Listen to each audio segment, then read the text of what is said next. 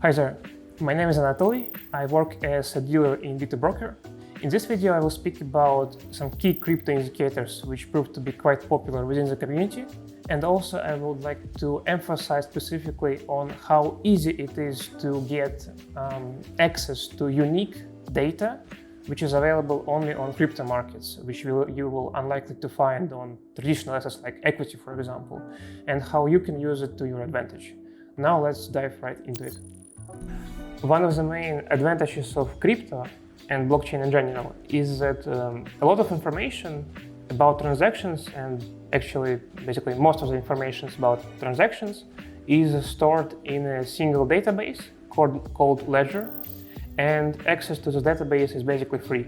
What this gives is that using this data you can build indicators and extract data which you can do using some traditional assets like, for example, equity. The main purpose of this video is to go through some of the main and most famous models on the market and show how you can get this sort of data and build your own. The first model we covered is SOPR, or also called Spend Output Profit Ratio. The idea is as follows. Because Ledger stores data on each transaction and the price at which a person got rid of a certain amount of tokens, and those tokens were received by a different person, we can, at every single point in time, we can basically say how many people are in profit or in loss, depending on the current price. SOPR basically does that.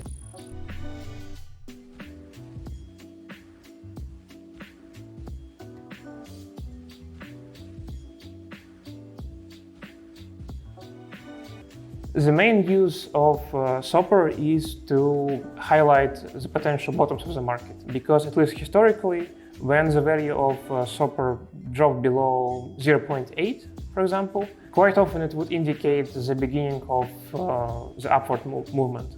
Why does it work? Well, it works because psychologically people are less reluctant to sell when they are losing money, when they are in profit. And the main idea behind SOPR is that whenever there is a correction on the market, at some point we will come to the state of the world when people are at a loss, but everyone who wanted or had to sell Bitcoin already did so when the price was higher. And at current prices, they're just basically people who are at a loss, but they are ready to hold their tokens, they're not willing to sell them. Quite often, those people will be ready to hold those tokens if the price goes even below. And once we come to this state of the world, basically the demand for selling crypto becomes very small, and this pushes prices higher. The next model on the list is CVDD, or Cumulative Value Days Destroyed. So the idea is that because in Ledger we know the time at which transaction occurs, we can calculate basically how many days each person holds tokens on their wallet. For example, if I buy 5 Bitcoins and hold them for 5 days, if I multiply 5 by 5 here, I get 25 of basically some abstract value, which in CVDD formula is called coin days destroyed. Why do we need this value? The idea behind CVDD is that whenever there is, for example, correction on the market, at some point we arrive to the state of the world when all the people willing to exchange their tokens, basically to sell them to the new buyers, to the new investors, becomes very large. And we arrive to the point when old investors who, for example, held Bitcoins before the correction, basically transferred them to the new investors. This, at least in theory, should drive the situation of the market to the point when people are not willing to sell anymore and price goes higher.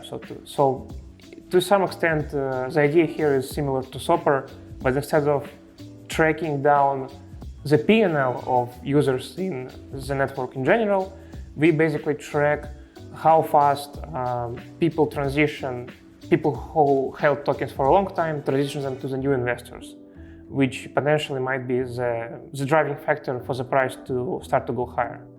And basically, at least historically, CVDD quite well pinpointed the bottoms of the market. Of course, it is a statistical model and it's all historical data.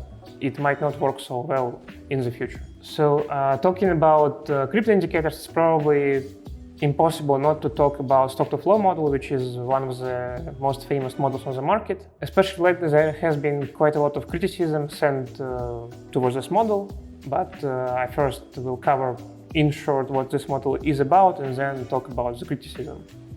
So in short, because Bitcoin is an asset which has limited supply, just like, for example, gold or some alternative coins, Bitcoin has a very fixed number of coins which can be mined with time.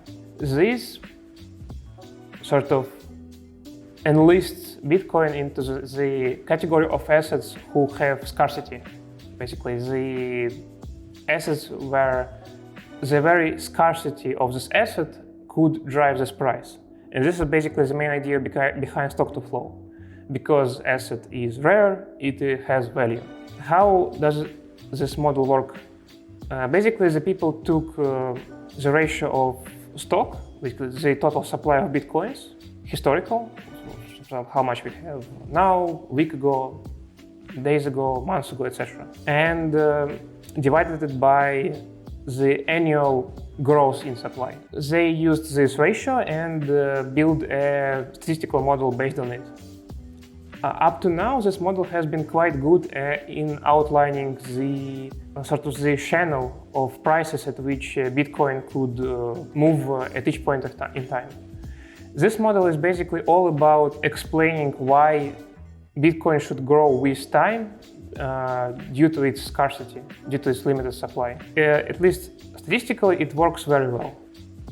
However, there has been quite a lot of criticism. For example, the fact that this model doesn't include derivatives market, which has been quite large. Some people claim that there is a problem with so-called co-integration. The idea here is that the problem with modeling Bitcoin in general is because historically, up until now, it has been growing very aggressively. And whenever you try to explain a very aggressively growing instrument asset with an indicator such as stock-to-flow, which also naturally grows with time, because if you just look at the formula of stock-to-flow, it should become obvious that the value of stock-to-flow just grows with time, and there is basically no reason for it not to do it. And basically, when you try to explain an exponentially aggressive growing instrument with a statistical parameter which also grows with time, you run into a problem of co-integration, and this is bad for the model.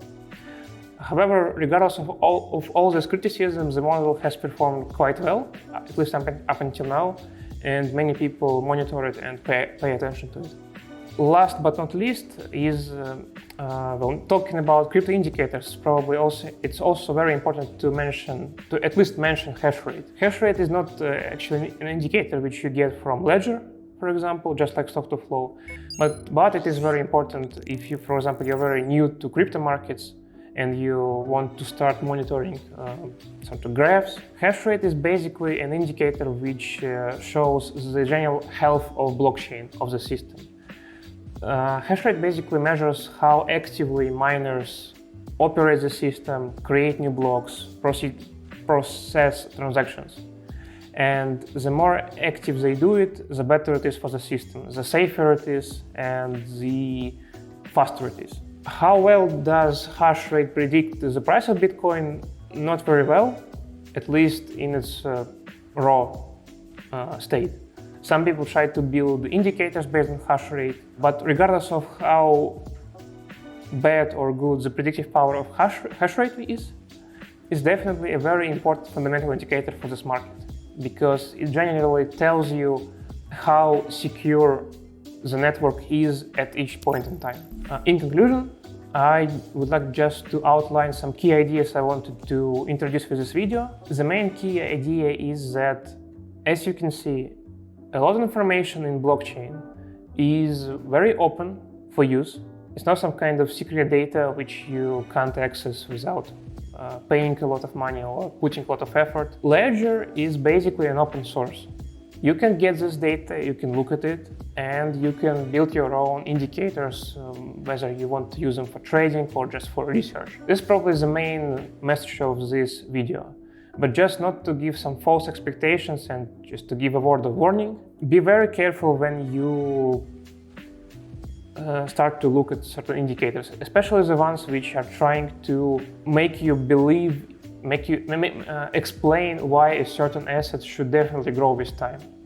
Such models might have a lot of bias and they might have some fundamental flaws, which is not necessarily true, but it's just a word of warning to be careful about such models. Nevertheless, there is a lot of data has already been digged out and used to build such indicators, and there is a lot of data and potential new implementations for it which can be employed. I hope this video was interesting for you, and have a nice day.